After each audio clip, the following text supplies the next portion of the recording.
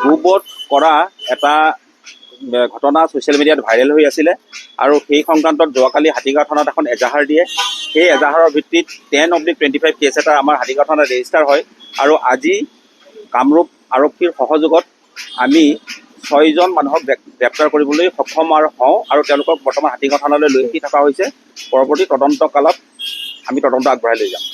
ক'ত আছিলে লোককেইজন, নাম কেইটা? তেওঁলোক গোটেইকেইজন হৈছে আছালপাৰা গাঁও, ছয়গাঁও থানাৰ আণ্ডাৰত, কামৰূপ ৰুৰেলত তেওঁলোকৰ ঘৰ। নামৰ ডিটেইলছটো মই আপোনালোকক কৈ দি আছোঁ।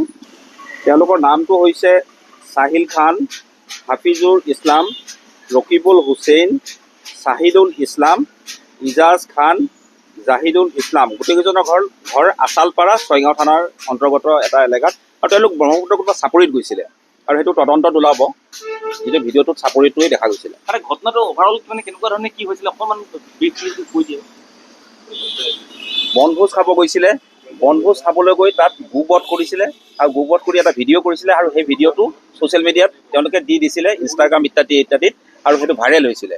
সেইটোৰ ওপৰত ভিত্তি কৰি এখন এজাহাৰ পৰিছিলে। তাৰ ওপৰত ভিত্তি কৰি 10/25 যোৱাকালি এটা কেছ ৰেজিষ্টাৰ হৈছিলে আমাৰ হাতীগাঁও থানাত আৰু সেইটো তদন্তৰ কৰি থাকোঁতে আমি এই 6জন মানুহক কামৰূপ আৰক্ষীৰ সহযোগত গ্ৰেপ্তাৰ কৰিবলৈ সক্ষম হওঁ।